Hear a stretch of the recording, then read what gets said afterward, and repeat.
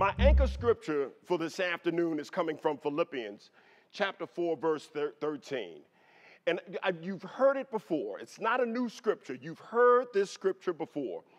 But I really want to put emphasis on it. And I want to say this. This morning, every afternoon before we come into service, the ministerial team gets together and prays. Rev Deb prayed today. And in her prayer, she said that this is going to be a timely word for the individuals that are here. And it's, a word that needs to be heard. Now, I want to tell you why I'm telling you this. I debated with God on this message today, okay? I literally had this message. Spirit gave me this message, and I was just like, no, I can't do this. This is, I did almost the same thing the last time I spoke. I can't do this message. And, I would try to come up with a new message and try to do something else, and it kept coming back to this. It kept coming back to this, and I know why. Because though we know the truth, how often are we putting the truth to work? How often are we practicing that which we know? And through the course of weeks and days and on, when I talk to individuals that are dealing with an appearance of a challenge, that want to start a new business, that want to get something going, they keep coming back to why they can't do something. They keep telling me why it's so difficult. They keep telling me that, you don't understand my situation. Well, let me let you know I've had some situations and still have some situations. But, this is something that I'm not standing up here acting as if I'm perfect, but this is something that I put into practice in my life. And if I'm a liar, go ask Denise. Because sometimes I put this into practice in my life to the dismay of my wife. But I have a can-do attitude. I believe that all things are possible. Now, do you believe that all things are possible? Yes. No, come on. Now, seriously, if you do believe that all things are possible, stand up. All right. So now let's get the scripture and let's jump into this so that Bobby and Thomas don't come down here and knock me down and drag me off stage. Have a seat, have a seat, have a seat. All right. The scripture is Philippians 4:13. I can do all things through Christ who strengthens me. Say that with me. Y'all know it. I can do all things through Christ that strengthens me. Say it again. I can do all things through Christ that strengthens me. And one last time. I can do all things through Christ that strengthens me. Woo! I want to tell you something. So often, we're not putting that into practice because we'll say that, but we don't really, truly believe that. Oh, we say it with our lips, but we don't have an expectation. And I've done a sermon before. God doesn't give you what you want. He will give you what you expect. Your expectations go before you and make it happen. But if you don't expect it to happen, see, if you're expecting a bad situation, if you're expecting sadness, if you're expecting failure, you're setting yourself up for that which you expect. And what you expect will show up. And you'll say, I didn't want it, but you expected it. But so what you say that you want, you don't expect. And what you say that you don't want, you do expect. Guess which one is going to come knocking at your door? You better believe it. Now you think, well, I just won't answer. But trust me, they're already inside your house. Okay? Because they're in here. And this is the house that matters the most. So once you let that thought permeate and you give root to that thought, you give a foothold to that thought, guess what's going to happen? it is going to manifest in your experience. So I want to talk about what a can-do attitude is. You know, there's been a faulty theology out there. A faulty theology. And they try to attach it to Jesus. So, you know, people ask me, Bobby, why do we always get in trouble, man? People ask me, I want to make sure I say this correctly, because now I'm going off the top. There's no notes here, so Spirit, please, let me say this right. People ask me, am I a Christian? And my answer to that is yes. But I'm not a Christian the way most people are Christians. Now let me break that down.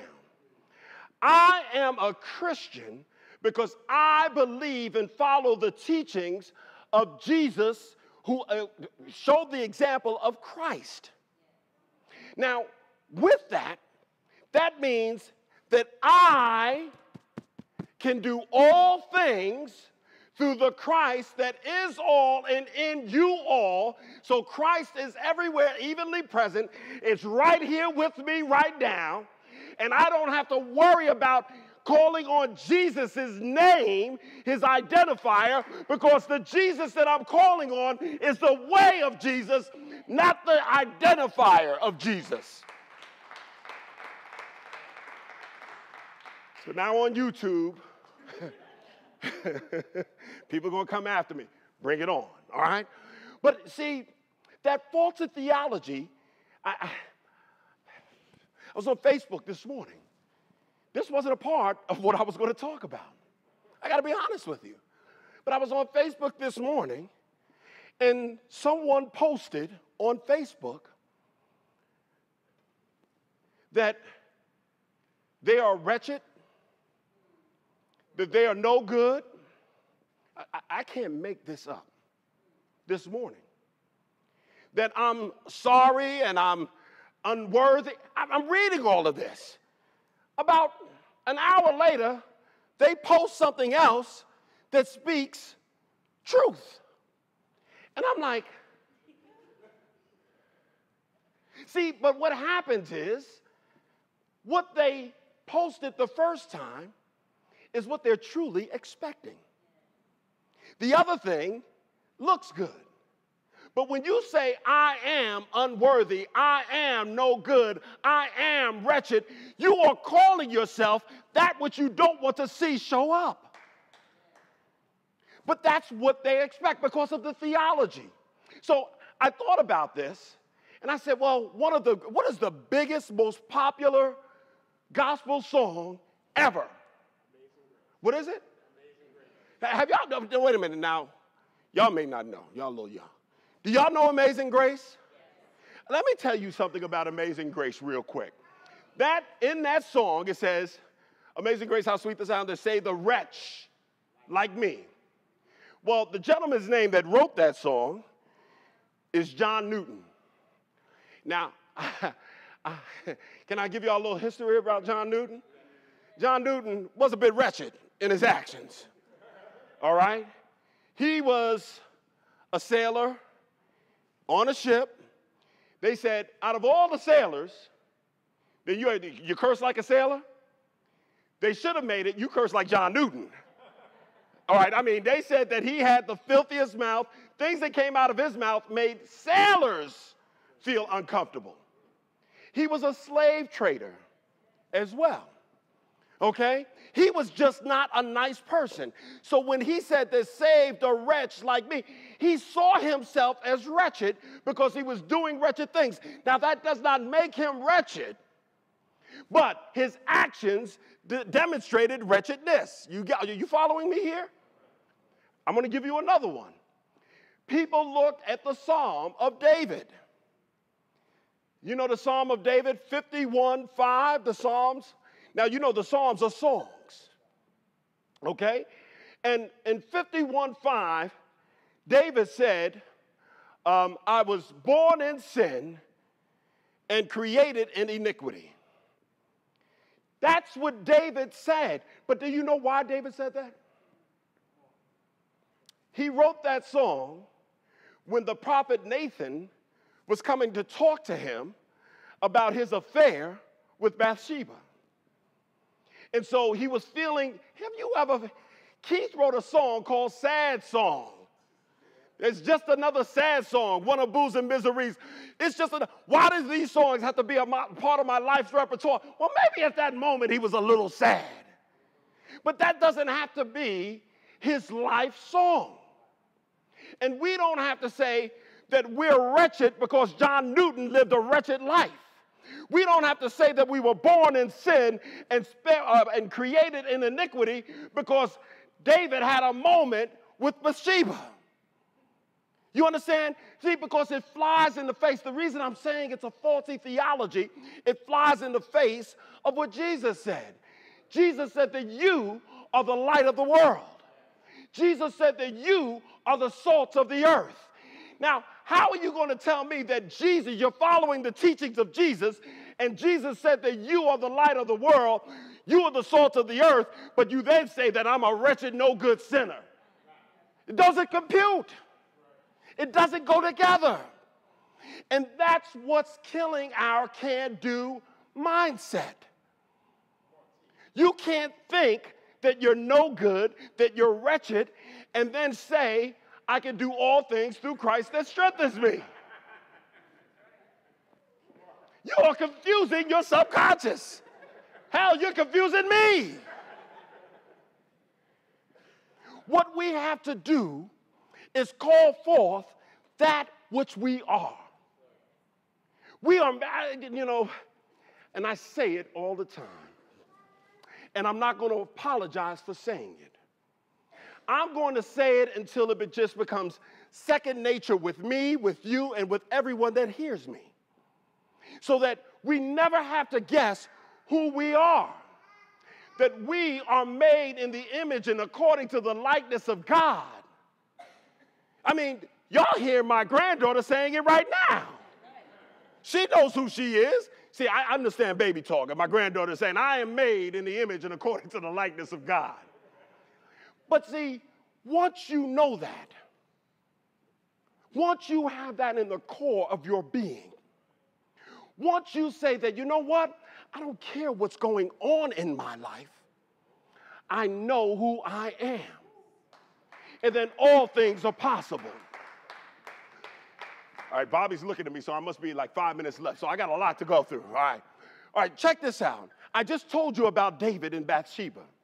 But did you ever hear that there's something to be learned from our youth? Now, this same David, when he was a youth, they had the Philistines fighting against the Philistines. And everyone was afraid of Goliath. Everyone was fearful of Goliath. And metaphysically, Goliath represents fear thoughts. And so David, having that youthful zealousness and understanding that his God was greater than any fear thought, said, I can take on Goliath.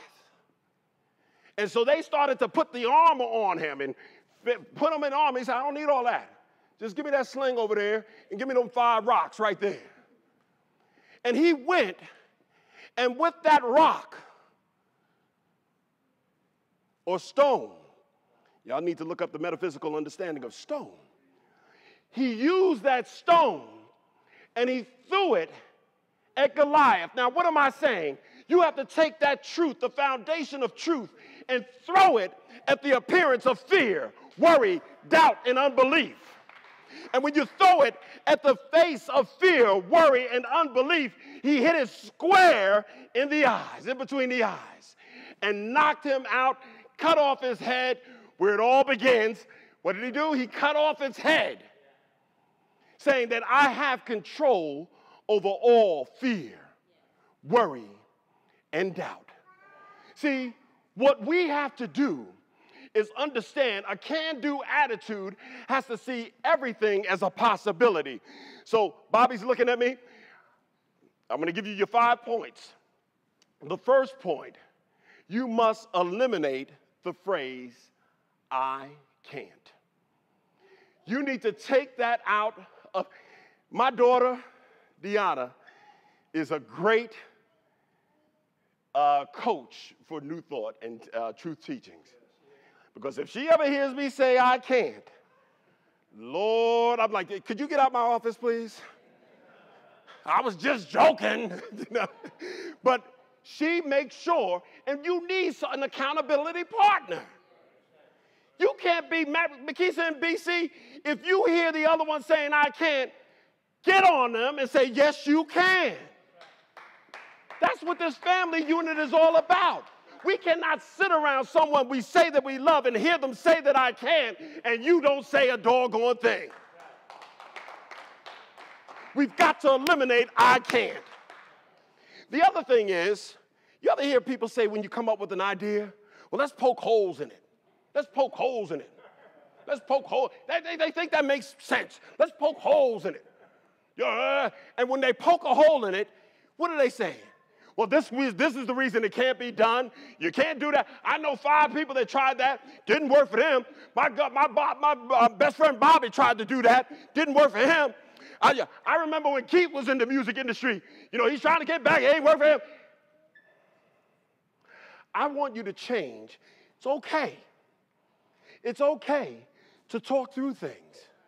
But as opposed to focusing on why it can't be done, ask questions on how it can be done. So I'm not telling you to go in there all willy-nilly and just jump right in. Well, I am telling you that. We talked about that in scriptural study. Jumping out without a parachute. Jumping out without a parachute.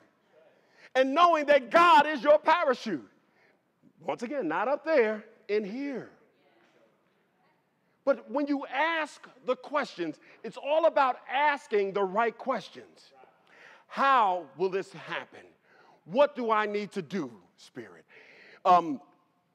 Ask those questions that will give you the answers that you're looking for, not that just phrase your questions differently.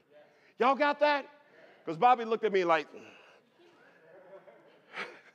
all right. When I talk about jumping out without a parachute, you've got to let your imagination run free. Sometimes we abort a divine idea without letting it go through the birthing process. You understand what I'm saying? And that's the right to life right there, that idea. We need to allow our imagination, think as big as you possibly can. Because remember, with God, all things are possible. And if all things are possible, you don't have to worry how big it is. You may not know how it's going to happen, but if you ask the right questions, the answers will be revealed. You have not because you ask not. Ask and it will be given to you. It says it in Scripture, folk. Stop with this faulty theology. All right.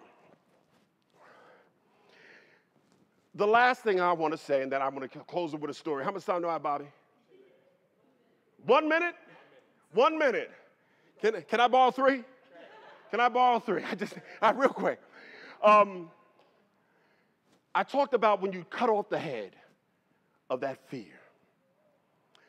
Goliath represented fear thoughts.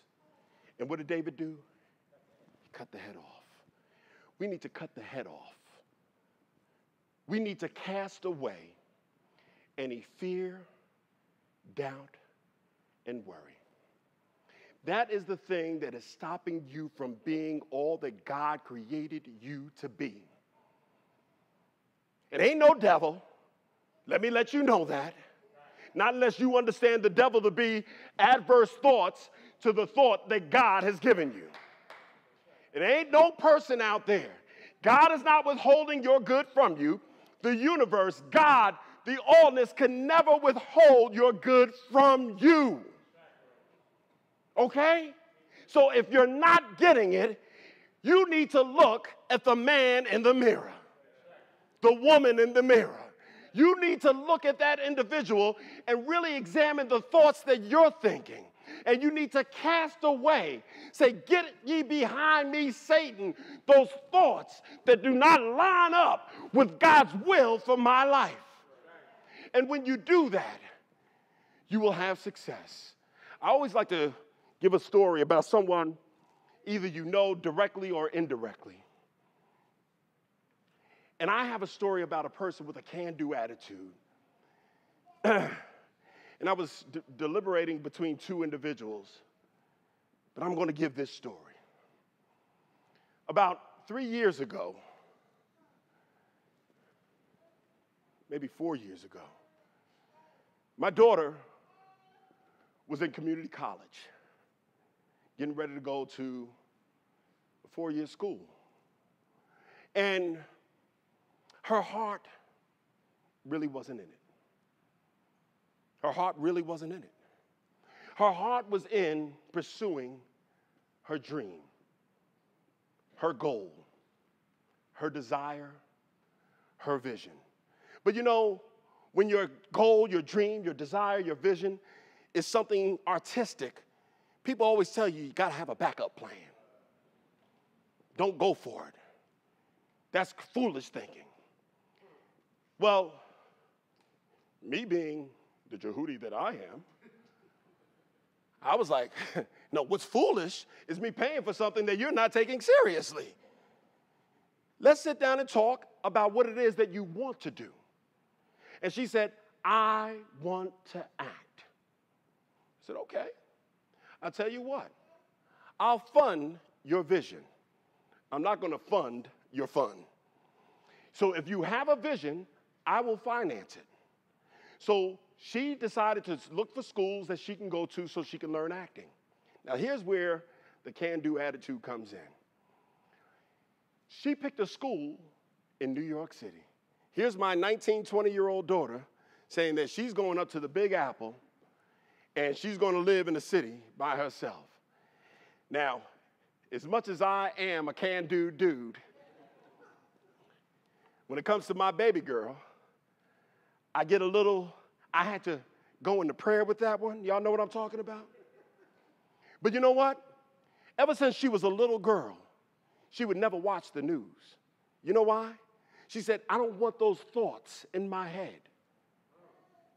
Hearing about all these things that are trying to make you become fearful, I don't need that.